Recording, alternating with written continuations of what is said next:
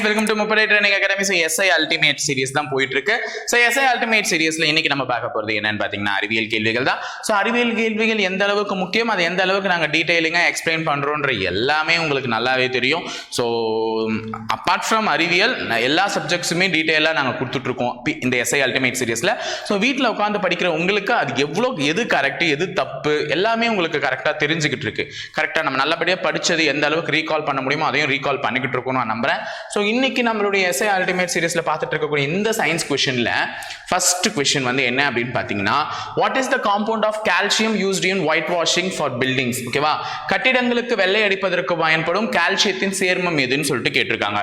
So calcium carbonate, calcium oxide, calcium hydroxide or calcium sulphate எதுன்னு கேட்டிருக்காங்க. So இதுல வந்து நான் ப்ராசஸ் என்னன்றதை சொல்றேன். ஆன்சர் வந்து பாத்தீங்கன்னா கால்சியம் ஹைட்ராக்சைடு தான். ஸோ வெள்ளை அடிக்க பயன்படுவதற்கான தனி அந்த கால்சியம் வந்து எதுன்னு பாத்தீங்கன்னா கால்சியம் ஹைட்ராக்சைடு. ஆக்சுவலி ஃபர்ஸ்ட் இந்த கால்சியம் ஆக்சைடு நீருடன் வினை புரிந்து, அதாவது இது வந்து எதோட வினை புரிந்து, நீருடன் வினை புரிந்து எது தரும்னு பாத்தீங்கன்னா இந்த கால்சியம் ஹைட்ராக்சைடு தரும். அப்ப இதுல இருந்து இது உருவாகும். அப்ப கால்சியம் ஆக்சைடு தண்ணீருடன் வினை புரியும் போது கால்சியம் ஹைட்ராக்சைடா மாறும். அதுதான் வந்து வெள்ளை கட்டிடங்களுக்கு நம்ம வந்து அந்த வெள்ளை வாஷ் ஒயிட் வாஷ் அடிக்கிறதுக்கு வந்து பயன்படுது. இந்த கால்சியம் ஹைட்ராக்சைடு நீருடன் வினை புரிந்தால் நமக்கு எதை தரும்னு பாத்தீங்கன்னா கால்சியம் கார்பனேட் தரும். சோ இந்த கால்சியம் ஹைட்ராக்சைடு வேற எப்படி சொல்லலாம்னு பாத்தீங்கன்னா இங்கிலீஷ்ல வந்து ஸ்லேக்டு லைம் அப்படின்னு சொல்லுவாங்க. ஓகேவா, சுட்ட சுண்ணாம்பா என்னவோ. ஓகேவா, ஸ்லேக்டு லைம் அப்படி சொல்லுவாங்க. சோ கால்சியம் ஹைட்ராக்சைடு பெயர் தான். அப்போ நம்ம ஒயிட் வாஷ் அடிக்கிறதுக்கு எது பயன்படுது? Calcium hydroxide. அது எங்க இருந்தும் வரல, எங்க இருந்தா வருது? கால்சியம் ஆக்சைடு, சுண்ணாம்பு தான். அதுல என்ன பண்ணுவாங்க பாத்தீங்கன்னா நீருடன் வினை புரியும் போது நமக்கு வந்து என்ன கிடைக்கும் பாத்தீங்கன்னா கால்சியம் ஹைட்ராக்சைடு கிடைக்கும். அதுதான் வெள்ளை அடிப்பதற்கு பயன்படுது. ஓகேவா, சொல்லிட்டேனா? அடுத்தது, the elements which is an essential constituent of all organic components belongs to dash group. அனைத்து கரிம சேர்மங்களுக்கும் அடிப்படையான தனிமம் எந்த தொகுதியில் உள்ளதுன்னு கேட்டிருக்காங்க. சோ அனைத்து கரிம சேர்மங்கள் கரி அப்படின்ட்டு இருக்கு. கரினாலே என்ன? கரிம சேர்மங்கள்னாலே கார்பன். கார்பன் தான் வந்து எல்லாத்துக்குமே முக்கியம். ஓகேவா, கரினாலே கார்பன் தானே. அப்ப அனைத்து கரிம சேர்மங்கள் இங்கிலீஷ்ல எதை சொல்றாங்க? Organic components. எல்லாத்துக்குமே காம்போனன்ட்ஸ் எல்லாத்துக்குமே முக்கியமான ஒரு பொருள் வந்து பாத்தீங்கன்னா கார்பன் தான். அப்ப கார்பன் வந்து இல்லைன்னா எந்த விதமான கரிம சேர்மங்களையும் நம்மளால உருவாக்க முடியாது. இந்த கார்பனுடைய அணு எண் அட்டாமிக் நம்பர் என்னன்றதை தெரிஞ்சுக்கோங்க. கார்பனுடைய அட்டாமிக் நம்பர் அணு எண் என்ன அப்படின்னு பாத்தீங்கன்னா 6. ஏன்னா நான் இதை வந்து ஏன் அது எந்த தொகுதியில சேருதுன்றதுக்காக உனக்கு விலாவரியா புரிய வைக்கிறதுக்காக தான் சொல்லிட்டு இருக்கேன். அப்ப கார்பனுடைய அணு எண் 6 அட்டாமிக் நம்பர். இந்த 6 தான் என்ன பிடிப்பாங்கன்னு பாத்தீங்கன்னா கார்பனுடைய எலக்ட்ரானிக் கான்ஃபிகரேஷன், அதனுடைய எலக்ட்ரான்களின் அமைப்பு எப்படி இருக்குன்றதை வச்சு 2, 4 அப்படின்ற மாதிரி பிரிப்பாங்க. அப்ப அதனுடைய 2, 4ன்றது தான் கார்பனுடைய எலக்ட்ரானிக் கான்ஃபிகரேஷன். அப்ப இதுதான் அவுட்டர் மோஸ்ட் எலக்ட்ரான்ஸ் பிரசன்ட் இந்த கார்பனுடைய அவுட்டர் மோஸ்ட் ஷெல் பிரசன்டா இருக்கக்கூடிய எலக்ட்ரான்ஸ். எப்பவுமே இந்த 2வது நம்பர் தான் ரொம்ப முக்கியம். இதோட 10 ஆட் பண்ணா அதுதான் என்னன்னு பாத்தீங்கன்னா அது இருக்கக்கூடிய தொகுதி, அந்த குரூப் ஆஃப் எலிமெண்ட்ஸ் டிசைட் பண்ணும். 10 தான் எப்பவுமே டிஃபால்ட்டா ஆட் பண்ணணும். அப்போ ஒரு அணு என்ன 2ஆ உடைப்பாங்க. உடைச்சு அந்த வேலன்சி எலக்ட்ரான் கடைசி ஆர்பிட்டால்ல வந்து எவ்வளவு எலக்ட்ரான்ஸ் இருக்குதுன்றத பார்ப்பாங்க. அதோட எப்பவுமே 10 ஆட் பண்ணாங்கன்னா அது வந்து எந்த தொகுதியில் இருக்குன்றதை தீர்மானிக்கும். அப்ப 4ஓட 10 ஆட் பண்ணும்போது 14வது தொகுதியில தான் எது பிரசன்ட் ஆயிருக்கு? இந்த கார்பன் என்ற தனிமம் பிரசன்ட் ஆயிருக்கு. அப்ப இந்த கேள்வியில என்னென்னலாம் தெரிஞ்சுக்கணும்? கரிம சேர்மங்களுக்கு அடிப்படையான தனிமம் வந்து எந்த தொகுதியில் இருக்குன்னா கரிம சேர்மங்களுக்கு அடிப்படையான தனிமம் என்பதே எதுன்னு உனக்கு தெரியல. சோ கரிம சேர்மங்களுக்கு அடிப்படையான தனிமம் கார்பன். ஏன்னா கரினா கார்பன். அப்ப ஆர்கானிக் காம்பவுண்ட்ஸ்க்கு எது வந்து பேசிக் எசென்ஷியல் அப்படின்னு பாத்தீங்கன்னா கார்பன். கார்பனுடைய அணு எண் என்ன? 6. அந்த 6 எப்படி பிரிக்கலாம்? எலக்ட்ரானிக் கான்ஃபிகரேஷன்ல 2, 4. 4 வச்சு தான் என்ன பண்ணாங்க? குரூப் ஆஃப் எலிமெண்ட்ஸ் எதுன்றதை கண்டுபிடிச்சாங்க 10 கூட்டி. ஓகேவா, 3வது கேள்வி. Ymax is related to which one of the following? Ymax என்பது பின்வருவனவற்றுள் எந்த தொழில்நுட்பத்தை சார்ந்ததுன்னு கேக்குறாங்க. முதல்ல இந்த Ymax அப்படின்னா அதனுடைய விரிவாக்கத்தை நல்லபடியா தெரிஞ்சு வச்சுக்கோங்க. Ymax ஓகேவா, ஏன்னா விரிவாக்கம் கூட நாளை பின்ன நமக்கு வரலாம். World wide interoperability for microwave access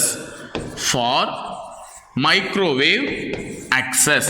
அப்போ உலக அளவில் நம்ம வந்து மைக்ரோவேவை அக்சஸ் பண்றதுக்கான ஒரு தொழில்நுட்ப வகையை சார்ந்தது தான் இந்த வைமேக்ஸ் அப்படின்ட்டு.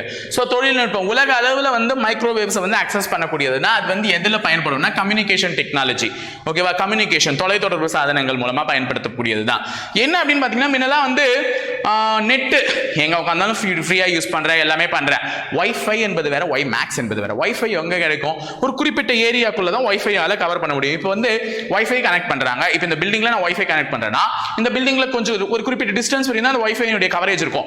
தாண்டி போயிட்டா கவரேஜ் கிடைக்காது. அப்போ வைஃபைன்றது வயர்லெஸ் ஃபிடிலிட்டி. வயர்லெஸ் ஃபிடிலிட்டின்னு சொல்லுவாங்க. வைஃபைன்றது என்னது? Wireless fidelity. இந்த வயர்லெஸ் ஃபிடிலிட்டின்றது ஒரு சின்ன லோக்கல் ஏரியா நெட்வொர்க், ஒரு சின்ன ஒரு குறிப்பிட்ட ஏரியாவை மட்டும் தான் அது கவர் பண்ணுமே தவிர மேஜரா அதை தாண்டிலாம் கவர் பண்ண முடியாது. ஆனா இந்த வைமேக்ஸ்ன்றது பிராட்பேண்ட் கனெக்ஷன். அதை ஓவர் கம் பண்ணி வந்திருக்கக்கூடிய பிராட்பேண்ட் கனெக்ஷன். முன்னெல்லாம் வந்து கேபிள் DSL மூலமா தான் இந்த கனெக்ஷன்ஸை கொடுத்துட்டு ப்ரொவைட் பண்ணிட்டு இருந்தாங்க. ஸோ வைமேக்ஸ் டெக்னாலஜி வந்தோடனே இதெல்லாம் ரீகாம்பன்சேட் பண்ணி இதெல்லாம் வந்து தெரிஞ்சுட்டு வந்தது தான் இந்த வைமேக்ஸ். அது மட்டும் இல்லாமல் இந்த DSL விரிவாக்கம் கூட கேட்கலாம். DSL விரிவாக்கம் என்னமா? Digital subscriber line. Digital subscriber line இதெல்லாம் கூட விரிவாக்கம் தெரிஞ்சு வச்சுக்கோங்க. ஒரு நார்மலா நாளைக்கு ஓரல் டெஸ்ட் போறல இன்டர்வியூ அப்படி போகும்போது கூட DSLனா என்னன்னு கேட்கறதுக்கு வாய்ப்புகள் இருக்கு. ஓகேவா, அப்போ வைமேக்ஸ்னா world wide interoperability for microwave access. அது எதுக்கு பயன்படுதுன்னா கம்யூனிகேஷன் டெக்னாலஜிக்கு பயன்படுது. ஸோ வைஃபை ஓவர் கம் பண்ணி வந்திருக்குது. இதுக்கு முன்னாடி இது வந்து கேபிள் DSL எல்லாம் கொடுத்துட்டு இருந்தாங்க. DSLக்கான விரிவாக்கம் என்ன கேட்டாங்கன்னா டிஜிட்டல் சப்ஸ்கிரைபர் லைன். ஓகேவா, அடுத்தது who discovered the gamma rays from the following? பின்வருவற்றுள் காமா கதிர்களை கண்டுபிடித்தவர் யார்? பின்வருபவர்களுள் அப்படின்னு பாத்தீங்கன்னா பால் வில்லியன் தான் வந்து காமா ரேஸ் 1900 என்ற வருஷத்துல வந்து கண்டுபிடிச்சிருக்காரு. ஓகேவா, அப்ப காமா ரேஸை கண்டுபிடித்தவர் வந்து பால் வில்லியன். அப்ப மீதம் இருப்பவர்கள் எதெல்லாம் கண்டுபிடிச்சாங்கன்றது ஒரு ரீகால் பண்ணாதான் உங்களுக்கு எக்ஸாமுக்கு எந்த அளவுக்கு ஞாபகம் வச்சுக்கிட்டு இருக்குன்றது தெரியும். ஜே தாம்சன் அவர்கள் எதை கண்டுபிடிச்சாங்கன்னா எலக்ட்ரான்களை கண்டுபிடித்தவர் ஜே தாம்சன். எல்லாமே தெரியும்ல. அப்ப பால் வில்லியன் வந்து காமா ரேஸ்.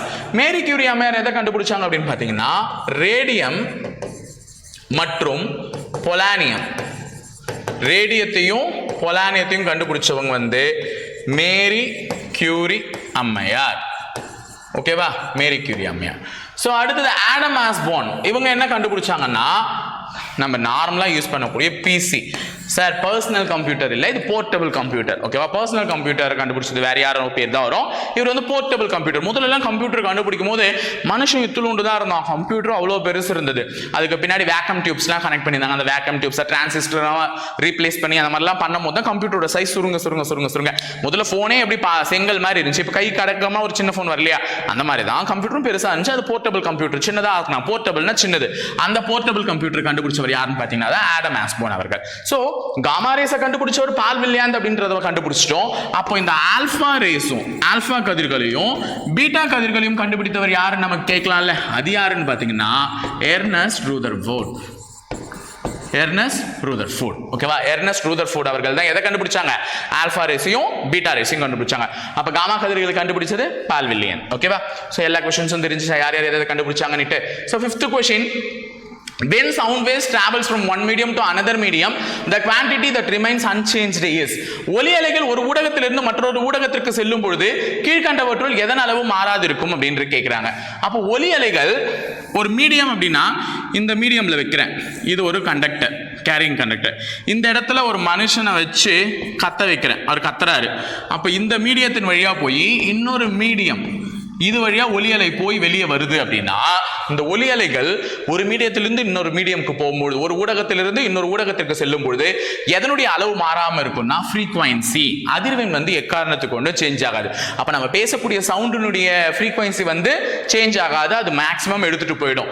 மற்ற எல்லாமே வேகம் குறையும், இன்டென்சிட்டி குறையும், அலைநீளம் முக்கியமா குறையும். ஏன்னா இந்த அலைநீளம் எதை பொறுத்து இருக்குன்னா வெலாசிட்டி, திசை வேகத்தை பொறுத்து தான் அலைநீளமானது இருக்கும். ஓகேவா, திசை வேகம் எந்த திசையில நீ செலுத்துறன்றதை பொறுத்து தான் அதனுடைய அலைநீளம் வேவ் லென்த் இருக்கும். அதனால வந்து எது கம்மியாகாது? ஃப்ரீக்வன்சி தான் கம்மியாகாது.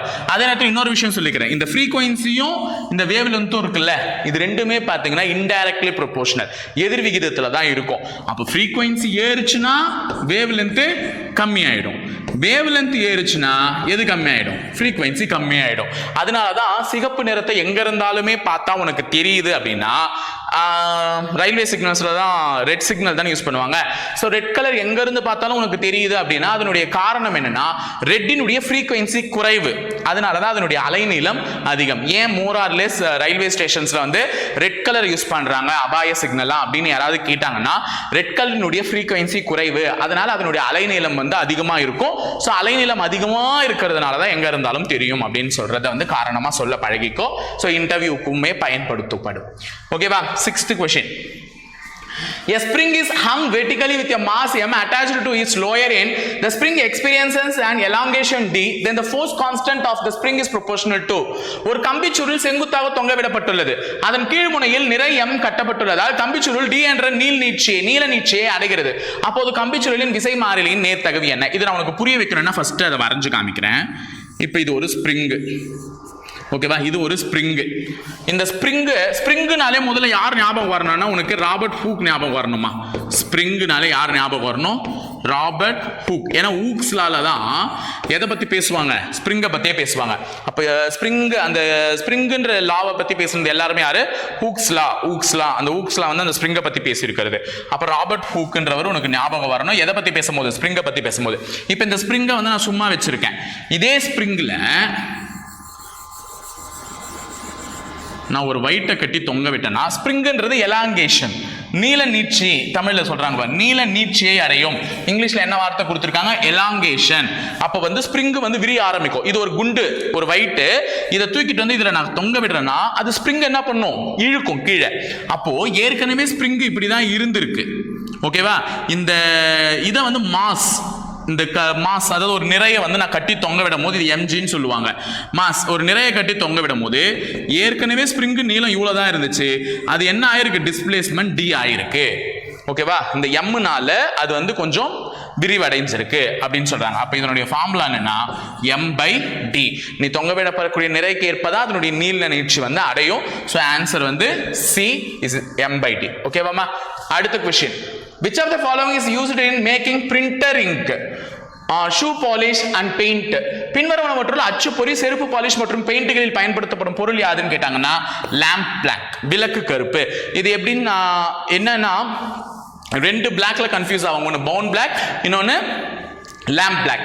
இந்த விளக்கு கருப்புன்றது எது அப்படின்னு பார்த்தீங்கன்னா விளக்கு இது வந்து எண்ணெயை எரிய வைக்கிறது மூலமாகவும் கரியை எரிய வைக்கிறது மூலமாகவும் கிடைக்கக்கூடிய கருப்பு. இதெல்லாம் தான் பெரும்பாலும் அந்த பிரிண்டர் இங்கு ஷூ பாலிஷ்ல எல்லாம் வந்து என்ன பண்ணுவாங்க? யூஸ் பண்ண ஆரம்பிக்காங்க. கேர்கோல் அதெல்லாம் வந்து எரிய வச்சுட்டு அதுல இருக்கிறத வந்து யூஸ் பண்ணிக்குவாங்க. புரியுதாமா? போன் பிளாக் கிடையாது. எந்த பிளாக்? லேம்ப் பிளாக், விளக்கு கருப்பு, லேம்ப். ஓகேவா? அடுத்தது. Which of the following is the ore of titanium? டைட்டானியத்தினுடைய ஓர்கள் எது இதுல அப்படின்னு கேட்கிறாங்க. ஸோ முதல்ல எது இதெல்லாம் இல்லைன்றதை தெரிஞ்சுப்போம். இது வந்து பாத்தீங்கன்னா ஆஸ்மனைட். இது வந்து எதனுடைய ஓர்னு பாத்தீங்கன்னா மேங்கனீஸ். ஓகேவா? மேங்கனீஸினுடைய ஓர் தான் எது? இந்த ஆஸ்மனைட். அப்ப இந்த வோல்ஃப்ரமைட்டும் இந்த ஷீலைட்டும் எதனுடைய ஓர்ஸ் அப்படின்றத நீங்க தெரிஞ்சுக்கணும். ஓகேவா? சோ இது ரெண்டுமே எதனுடைய ஓர்னா டங்ஸ்டன்.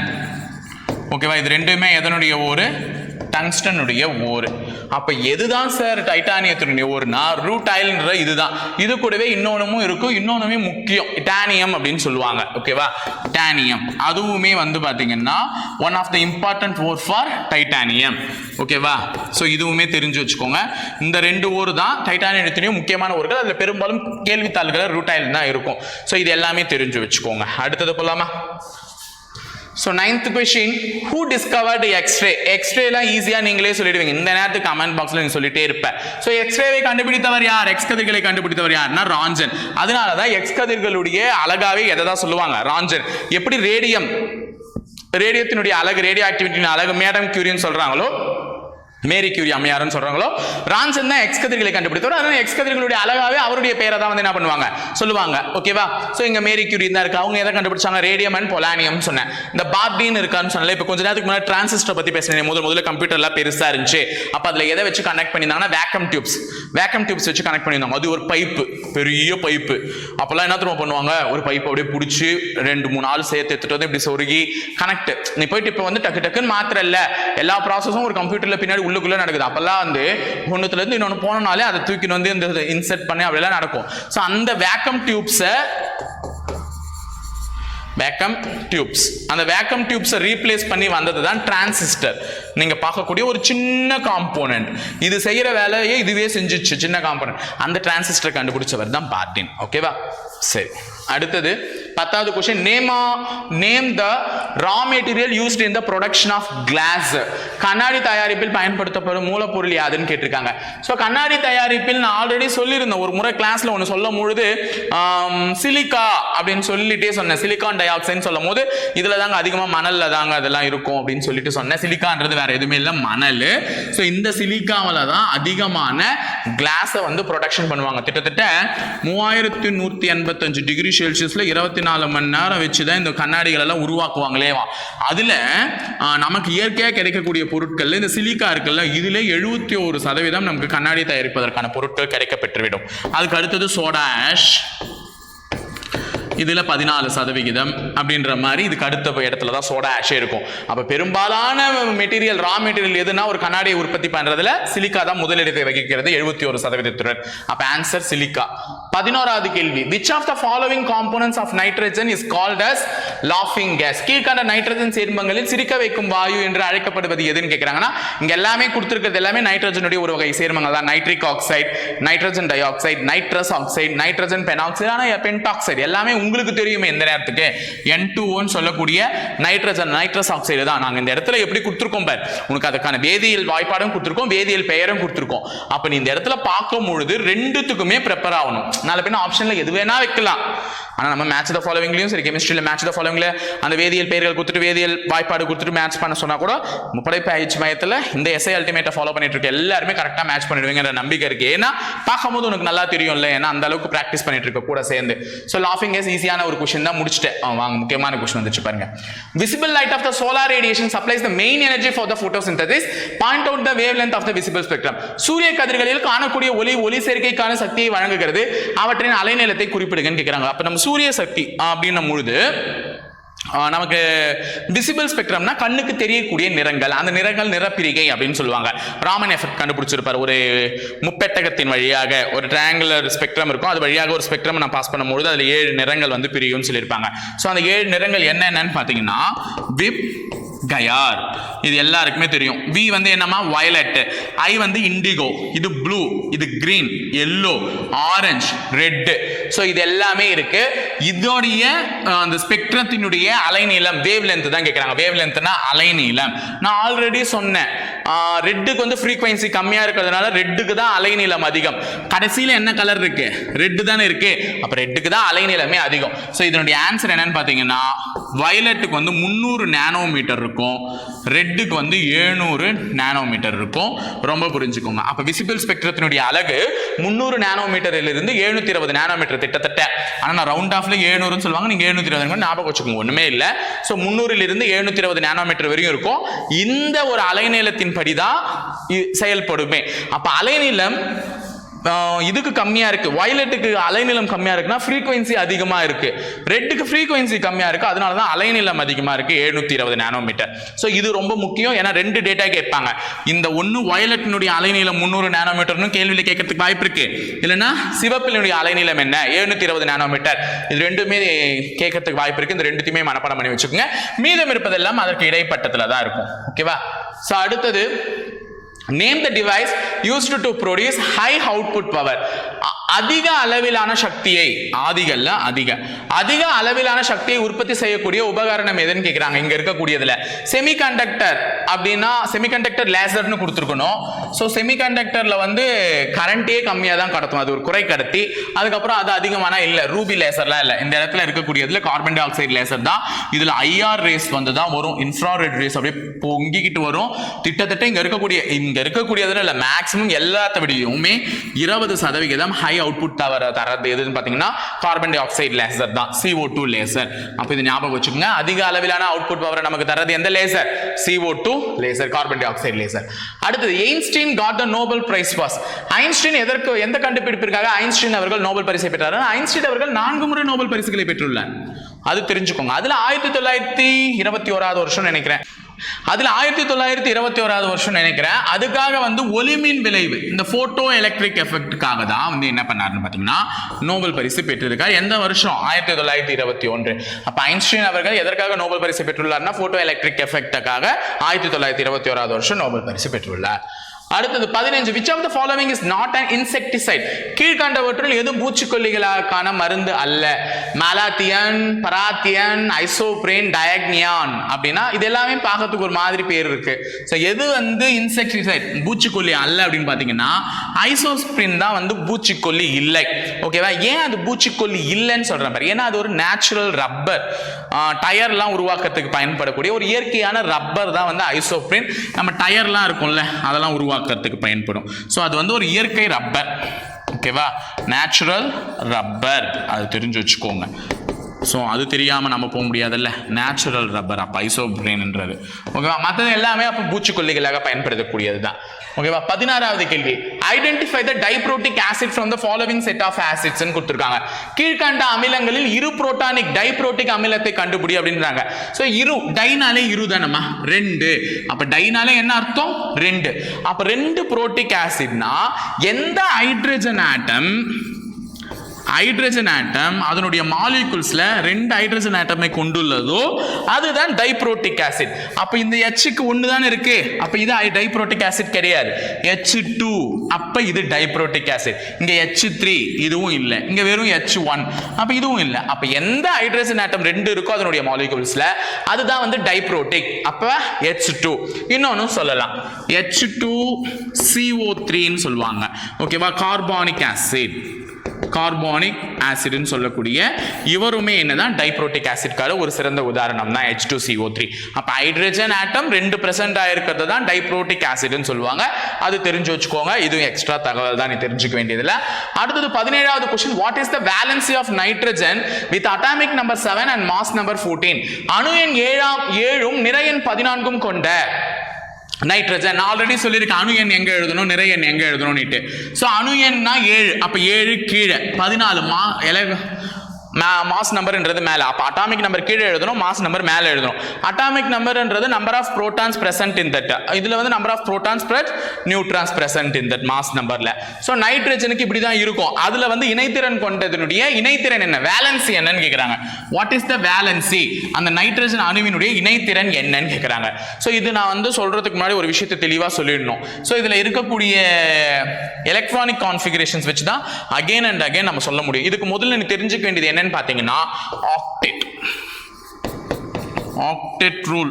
இது நல்லா தெரியணுமா? ஆக்டெட் ரூல் என்ன சார் அது ஆக்டெட் ரூல் அப்படின்னு கேக்குறீங்க அப்படின்னா, ஆக்டெட் ரூல்னா ஒரு தனிமம் இருக்குன்னா, இப்ப நைட்ரஜன் இருக்குன்னா அந்த நைட்ரஜன் தனிமத்தை சுற்றி சில இது இருக்கும், வட்டங்கள், அந்த ஆர்பிட்டால்ஸ் இருக்கும். அந்த ஆர்பிட்டால்ஸ்ல இந்த அவுட்டர் மோஸ்ட் எலக்ட்ரான்ஸ்ல ஒரு சில எலக்ட்ரான் சுத்திக்கிட்டு இருக்கும். இந்த அவுட்டர் மோஸ்ட் ஷெல் இருக்குல்ல, இந்த ஷெல்லுல ஒரு சில எலக்ட்ரான் என்ன ஆயிருக்கும், சுத்திக்கிட்டு இருக்கும். அது சுத்திட்டு இருக்கும் பொழுது அதுல வந்து எத்தனை எலக்ட்ரான் ஆக்சிடேஷன் நடக்கும்லாம் சொன்னேன், எத்தனை எலக்ட்ரான்களை இழக்குது எத்தனை எலக்ட்ரான்களை ஏற்குதுன்னுட்டு. இப்போ இந்த ஆக்டெட் ரூல் எதுக்குன்னு சொல்றாங்கன்னா, ஒரு தனிமம் வந்து நிலையான இடத்துல இருக்கா இல்ல நிலையான தனிமமா இருக்கான்னு கண்டுபிடிக்கிறதுக்கு தான் இந்த ஆக்டெட் ரூல் ரொம்ப முக்கியம். அதாவது ஆக்டேட்னாலே 8ன்னு அர்த்தம். ஆக்டேட்னாலே என்ன அர்த்தம், 8. அப்ப இந்த சுத்திக்கிட்டு இருக்குல்ல இந்த இடம், இந்த இடத்துல எத்தனை எலக்ட்ரான்கள் வரணும்னா 8 எலக்ட்ரான்கள் வரணும். அப்ப வெளிப்புறத்துல 8 எலக்ட்ரான்கள் வந்தா மட்டும்தான் நம்மளால என்ன பண்ண முடியும், அந்த தனிமத்தை நிலையாக இருக்க வைக்க முடியும். இப்ப நான் என்ன வரைஞ்சேன், ஃபர்ஸ்ட் 1 2 3 4 5 எலக்ட்ரான்ஸ் இருக்கிற மாதிரி வரைஞ்சேன். அப்ப 5 எலக்ட்ரான்கள் இருந்தால் அது தனிமம் வந்து நிலையா இருக்காது. அப்ப எனக்கு எத்தனை எலக்ட்ரான்கள் சேரணும், 3 எலக்ட்ரான்கள் சேரணும். அப்ப 3 எலக்ட்ரான்கள் சேருவதன் மூலமாக அது வந்து என்னவாகுது, அந்த நைட்ரஜன் தனிமம் வந்து நிலையாக்கப்படுகிறது. அப்ப ஆக்டெட் ரூல்ன்றது 8ஆ மாத்தணும் அந்த அவுட்டர் மோஸ்ட் ஷெல்லில் இருக்கக்கூடிய எலக்ட்ரான்ஸ். அப்படி மாத்துறதுக்கு தான் கேட்டிருக்காங்க. இங்க வந்து பாத்தீங்கன்னா 7 இருக்குல்ல, அப்ப நைட்ரஜனுடைய எலக்ட்ரானிக் கான்ஃபிகரேஷன் 2 5. அப்போ வேலன்சி எலக்ட்ரான், அந்த கடைசியில் இருக்கக்கூடிய அந்த இணைதிறன் எலக்ட்ரான்ஸ் எத்தனை இருக்கு, 5 இருக்கு. சோ அந்த 5 தான். அப்ப எத்தனை எலக்ட்ரான்கள் சேர்ந்தா இது வந்து ஒரு இந்த தனிமமா மாறிடும் அப்படின்னா, நிலையான தனிமமா மாறிடும்னா 3 எலக்ட்ரான்கள் சேருவதன் மூலமாக. ஓகேவா? சோ அதுவும் தெரிஞ்சு வச்சுக்கோங்க கூட. அப்ப வேலன்சி இணைதிறன் எவ்வளவு இருக்கும் ஒரு நைட்ரஜனுக்கு அப்படின்னா 5 இருக்கும். சோ அந்த 7ன்றதான் பிரிக்கணும், முதல்ல 2 அடுத்தது 5. ஓகேவா? சோ அது கத்து கொடுத்துட்டேன். அடுத்தது in uniform circular motion the linear velocity perpendicular to சீரான வட்ட இயக்கத்தில் நேர்கோட்டு திசை வேகம் கீழ்கண்டவற்றுள் எதற்கு செங்குத்தாக இருக்கும் கேக்குறாங்க. இப்போ ஒரு வட்ட இயக்கம் என்பது சீரான வட்ட இயக்கம் என்பது ஒரு பொருள் வந்து ஒரு வட்டத்துல சீரா சுத்திக்கிட்டு வர்றது. சோ அந்த பொருள் இப்படி வரும், திருப்பி இங்க வரும்பொழுது அதனுடைய ப்ரொஜெக்ஷன் இப்படி போயிட்டு வரும். ஸோ இது எல்லாமே ஒரு சீரான வட்ட இயக்கம். இப்படி போட்டிருப்பாங்க, ஒரு படமே உங்களுக்கு வரும், புக் எடுத்து பார்த்துருந்தீங்கன்னா தெரியும். ஸோ கரெக்டாக போகாது, அது நம்ம தான் பேர்ன் பண்ணி கர்வ் பண்ணி எடுத்துட்டு வருவோம். அப்போ ஒரு சீரான வட்ட இயக்கத்தில் சுற்றக்கூடிய பொருள் கொஞ்சம் தள்ளிட்டு தான் வரும். அந்த வந்து அதனுடைய லீனியர் வெலாசிட்டி, அதில் ஏற்படக்கூடிய அந்த நேர்கோட்டு திசை வேகம் கரெக்டாக போகாது. நேர்கோட்டு திசை வேகம், நேர்கோட்டுனா இப்படி வளையறதுக்கு ட்ரை பண்ணும் போது இப்படி நமக்கு இந்த இடத்துல இது ஆகும். ஸோ அந்த இடத்துல அந்த நேர்கோட்டு திசை வேகம் எதற்கு வந்து செங்குத்தாக இருக்கும்னா ஆர வெக்டார், ரேடியஸ் வெக்டார். இந்த இடத்துல நீங்க மூவ் பண்றீங்கல்ல, இந்த இடம் இப்படி போயிருக்க வேண்டியது இப்படி மூவ் பண்றீங்கன்னா இந்த இடத்துல ஒரு ஆங்கிள் இருக்கும், அது இந்த ரேடியஸ் வெக்டார்க்குன்னு சொல்லுவாங்க. இந்த இடத்துல இருந்து வர்றது ரேடியஸ் வெக்டார். அதாவது வட்டத்துல பாதி தான் ஆரம், அந்த ரேடியஸ் வெக்டார் இங்க ஏற்படக்கூடிய அந்த கோணம் வந்து ரேடியஸ் வெக்டாருக்கு இதுல இருக்கும்னு சொல்றாங்க. சோ லீனியர் வெலாசிட்டி, அந்த நேர்கோட்டு திசை வேகம்ன்றது எதற்கு இது செங்குத்தாக இருக்கும்னா ஆர வெக்டார். ஓகேவா? அடுத்தது red light has a wavelength of 7000 Armstrong. 7000 Armstrong. ஓகேவா? இந்த ஏ போட்டு இது மேல இப்படி புள்ளி இருக்கணும் ஆக்சுவலா. ஓகேவா? இன் நானோமீட்டர் இட் இஸ். சிவப்பு நிற ஒளியின் அலைநீளம் 7000 ஆம்ஸ்ட்ராங் என்றால் நானோமீட்டரில் அதன் மதிப்பு, இப்பதான் நான் சொன்னேன் விப்கயார் அப்படின்னு எழுதுறேன்னா, விப்கயார்னு எழுதி ரெட்டுக்கு என்னமா சொன்ன அலைநீளம்னு பாத்தீங்கன்னா 700 நானோமீட்டர்னு சொன்னேன். ஓகேவா? அதுதான் இவங்க ஆம்ஸ்ட்ராங்ல எவ்வளவுன்னு சொல்லியிருக்காங்க, 7000 ஆம்ஸ்ட்ராங்னு சொல்லியிருக்காங்க. அப்ப ஆம்ஸ்ட்ராங் என்ன 10⁻⁻10, இதுதான் ஆம்ஸ்ட்ராங்னு சொல்லியிருக்காங்க. ஆம்ஸ்ட்ராங்னா என்ன 10⁻⁻10. நானோமீட்டர்ல மாத்த சொல்றாங்க. நானோமீட்டர்னா என்ன 10⁻⁻9. அப்ப ஆம்ஸ்ட்ராங்னா 10⁻⁻10, நானோமீட்டர்னா 10⁻⁻9. அப்ப இது ஒன்னு கம்மியா இருக்கு, அப்ப அங்கேயும் ஒன்னு கம்மி ஆகணும். 700, 7000ல ஒரு போர்ஷன் 700 நானோமீட்டர். அப்ப ஆன்சர் வந்து 700 நானோமீட்டர். ஓகேவா? அடுத்து last and final question, find out the correct equations னு சொல்லிருக்காங்க. சோ இது 4 ஈக்குவேஷன்ஸ் கொடுத்துட்டு எது கரெக்ட்னு கேட்டிருக்காங்க. என்ன பொறுத்தவரை ஓம்ஸ் லா அடிப்படையில் V IR கரெக்ட். இந்த V IR எப்படிலாம் எழுதலாம், R is equal to V by I or I is equal to V by R, எப்படி வேணாலும் எழுதலாம். So V is equal to IR வந்து ஓம்ஸ் லா ஃபார்முலா வந்து correct. அடுத்து P is equal to VI. பவருக்கு வந்து ரெண்டு ஃபார்முலா இருக்கு. Power வந்து V square by R or I square by R, எது V square into R I square by R எது வேணா சொல்லலாம். ஆனா இதுதான் முக்கியமான ஒரு ஃபார்முலா. என்ன அப்படின்னு பாத்தீங்கன்னா P is equal to voltage into current. So voltage V ன்னு சொல்றோம், current I ன்னு சொல்றோம். So power is equal to V into I. அதனால தான் வீட்ல கரண்ட் கட்டாச்சுனா நம்மளால தான் கரண்ட் கட்டுன்றோம். ஆனா ஒரிஜினலா வீட்ல வர்றது கரண்ட் மட்டும் இல்லாம வோல்டேஜும் கூட சேர்ந்து தான் வருது. அதனால இனிமே கரண்ட் ஆச்சுனா கரண்ட் கட் ஆயிடுச்சுன்னு சொல்லி பழகாதீங்க. என்னன்னு சொல்லுங்க, பவர் கட் அப்படின்னு சொல்லி பாருங்க. அதுதான் கரெக்டான வேர்டும் கூட. ஏன்னா நம்ம வீட்டுக்கு வோல்டேஜும் வருது, கூட என்ன வருது, கரண்ட்டும் வருது. இது ரெண்டுமே சேர்ந்து தான் நமக்கு வருது. 230 வோல்ட் 5 ஆம்ப்ஸ் கரண்ட், அது ரெண்டுமே சேர்ந்து வரதுனால பவர் கட்னு சொல்றது தான் கரெக்டா இருக்கும். சோ பவர் கட்னு சொல்லிக்கோங்க. அப்ப பவருக்கான ஃபார்முலா இது. இதே தான் ரீமாடிஃபை பண்றதுக்கு ஓம்ஸ் லா அடிப்படையில் V என்னன்னு போடுவாங்க. V க்கு பதில் நம்ம என்ன போடலாம், IR. V IR னு போட்டாங்கன்னா I into I square. அப்ப P I square R னு எழுதலாம். V க்கு பதில் IR, ஓம்ஸ் லாவின் அடிப்படையில் V IR போட்டா I into I square R னு எழுதலாம். இல்லையா I க்கு பதில் என்ன போடுவீங்க, இப்போ எழுதிருக்கேன் பாரு, V by R. I க்கு பதில்னா V by R போடுவீங்க. அப்ப பவருக்கு இன்னொரு formula V into V square by R. அப்ப பவருக்கு மொத்தம் 3 ஃபார்முலா இருக்கு. Power is equal to V into I னு சொல்லலாம், இல்ல I square R னு சொல்லலாம், இல்ல V square by R னு சொல்லலாம். சோ இதுவுமே சரியா தான் இருக்கு. அப்ப எது சார் தப்புனா இதுதான் தப்பு. சென்ட்ரிபிட்டல் ஃபோர்ஸ் அப்படினு சொல்லுவாங்க. நான் ஆல்ரெடி சொன்னேன் சென்ட்ரிபிட்டல் ஃபோர்ஸ் அண்ட் சென்ட்ரிஃபியூகல் ஃபோர்ஸ்க்கு ரெண்டு ஃபார்முலா இருக்குன்னு சொன்னேன். mv square by R அது சென்ட்ரிபிட்டல், சென்ட்ரிஃபியூகலுக்கு mv square by R, ஆனா முன்னாடி மைனஸ் வரணும், minus mv square by R னு சொன்னேன். அதனால இங்க by R இல்லாததுனால இது தப்பு. இன்னொன்னு வந்து இது ஹீட்டோட ஃபார்முலா, ஜூல்ஸ் லா ஆஃப் ஹீட்டிங்ல H is equal to என்ன ஃபார்முலானா I² RT தான் ஃபார்முலாவே. என்ன அப்படின்னு பாத்தீங்கன்னா ஒரு பொருள்ல நீங்க மின்சாரத்தை பாய்ச்சும் பொழுது இந்த பொருள்ல நான் கரண்ட்டை பாஸ் பண்ணும் பொழுது அதுல ஹீட் உருவாகும், அதான் H.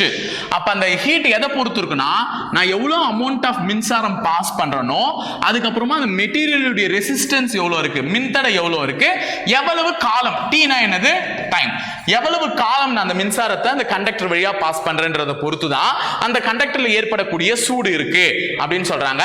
அப்ப H I² RT வரணும், V² IT வர்றது தப்பு.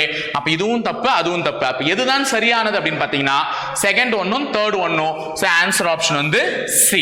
ஓகேவாமா? சோ புரிஞ்சதா எதெல்லாம் சரி எதெல்லாம் தவறுன்றதை டிஸ்கஸ் பண்ணி முடிச்சிட்டோம். சோ சயின்ஸ் தான் நமக்கு தெரிஞ்ச சயின்ஸ்ல எவ்வளவோ நம்ம படிக்காம விடுபட்டு இருக்கிறதுன்றத இந்த எஸ்ஐ அல்டிமேட் பார்க்கறது மூலமா உனக்கு ஞாபகம் வந்திருக்கும் நம்புறேன். ஓகேங்களா? All the very best guys. இணைந்திருங்கள் காவலர்களை தொடர்ந்து பயணிப்போம் பயிற்சி மையத்துடன். நன்றி, வணக்கம்.